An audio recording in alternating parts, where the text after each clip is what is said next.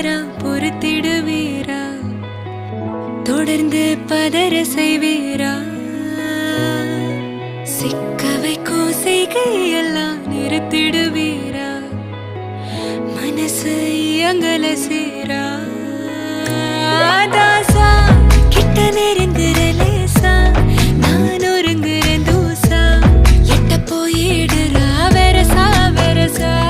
தாசா இது என்ன புதுசா, வெக்கம் ஆச்சு சிறுசா, கொஞ்சம் பார்த்து தொடு